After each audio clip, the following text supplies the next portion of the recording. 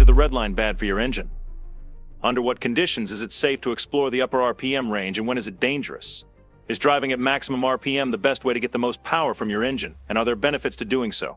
In this video, we will look at the RPM limits in modern engines, explore rev limits, and examine what kind of damage you could cause if you exceed the red line. We'll go over the ins and outs of this topic and debunk some myths about the red line. The red line is an important indicator, and understanding it is key to keeping your engine safe and getting the best performance. So what exactly is the red line? The red line on your car's tachometer shows the maximum RPM, or revolutions per minute, that is safe for your engine to drive in. Ever wondered why that limit is there? It's set by the manufacturer to make sure your engine lasts a long time. But did you know most engines can go beyond this limit? There are good reasons why these boundaries are set. So why do manufacturers set these engine limits? It's to help manage the imbalances and vibrations that occur when the engine runs.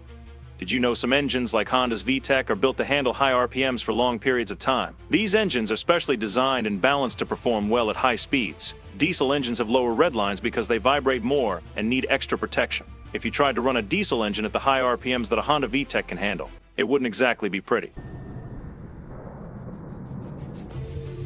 Higher RPMs can give you short bursts of extra power, but they come with risks. Do you know what happens to engines driving at higher RPMs? Engine vibrations and imbalances increase, which can lead to mechanical failure if pushed too far. That's why manufacturers include these limits on the RPM display to help you avoid damaging your engine. Before you start exploring the upper RPM range, make sure your engine is fully warmed up. Do you know why this is important?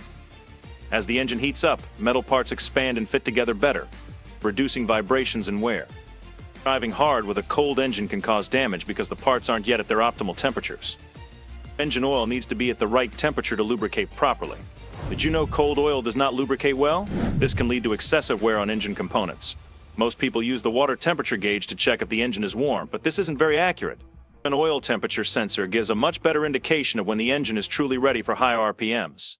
So back to the main topic of this video. Is hitting the red line in your car always a bad idea? First, you definitely should not immediately push your engine to high RPMs whenever you first start up the car. Avoid anything above the lower third of the RPM range until the engine is fully warmed up. Once it's up to operating temperature, you can start exploring those higher RPMs. But do you really hit maximum performance at the red line or the rev limiter? If you look at a dyno printout of your car's engine, you'll see a torque curve. Peak power is usually delivered in the middle third of the RPM range. Are there exceptions? Yes, different engines behave differently. It's a good idea to check a dyno printout of your own engine to see where its power band lies. For maximum performance, you want to keep your engine within that power band. When you shift gears, have you noticed how the RPMs drop? This drop means you need to think about your shift points. Should you exceed the top part of the power band before shifting? Sometimes, yes. This way, when you shift up, your RPMs will still be in the power band. So it's a myth that maximum power is always at the red line. Each engine has a unique power band, typically in the middle to upper part of the RPM range. While constantly driving fast and hard in the red line does put more wear and tear on the engine. Is it bad to fully explore the RPM range? Actually, no. You might face problems if you never push the engine. Engines can clog up, spark plugs can foul, and carbon can build up if you always drive at low RPMs. Does that mean it's safe to hit the red line in your car's engine? If done properly, yes, and there are benefits to driving at higher RPMs occasionally. This practice increases the engine temperature and improves the flow of air and combustion gases. This can help clean out the engine. This is also called the Italian tune-up. It's where you drive at high RPMs to clean the engine of carbon buildup.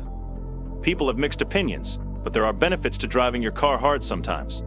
So from time to time, why not enjoy a bit of spirited driving? After all, isn't that part of the fun of owning a car? Overtaking other drivers, feeling the power of your vehicle, and keeping your car's engine healthy. Ever wondered if driving at high RPMs all the time is a good idea? While it's important to let your engine fully explore the higher RPM range now and then, but constantly doing so increases wear and tear. That means you'll need to change the oil more frequently and replace other parts sooner. Pushing your engine hard can be fun, but having safeguards helps protect the engine from damage. What are some of these engine safeguards? Modern engines come with a rev limiter. How do you know if you've ever hit the rev limiter? It usually cuts off the fuel supply or trims the ignition to slow the engine down, protecting it from excessive vibrations and damage. But did you know you can still exceed the red line in certain situations? Like if you accidentally downshift at high speeds. Imagine cruising in fifth gear at 70 miles per hour and then accidentally dropping into second gear. Your RPMs would suddenly skyrocket way beyond safe limits. What do you think happens then? The engine and transmission take a massive hit, and it feels like hitting a brick wall. This kind of mistake can cause serious damage, including the dreaded throwing a rod, where a connecting rod breaks free and smashes through the engine. So what actually happens inside an over-revved engine? Picture throwing a punch so hard your arm falls off. That's similar to what happens when engine parts can't handle the extreme forces. Valves start bouncing instead of sealing properly, leading to catastrophic collisions with pistons. Do you know how costly a major engine rebuild is? For some, it might just be better to get a new car at that point. This is why it's crucial to avoid over-revving. So is the red line your engine's enemy? Not at all. The red line is there to guide you on how close you are to safe limits, and the rev limiter is an extra layer of protection. Following these indicators helps prevent severe engine damage. I hope this clears up some myths about the red line. It's not bad, and it doesn't mean your engine is about to explode.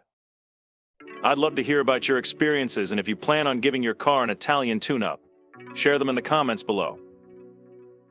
If you enjoyed this video, please hit the like and subscribe buttons for more content on getting the maximum performance from your car. Until next time, keep those engines roaring.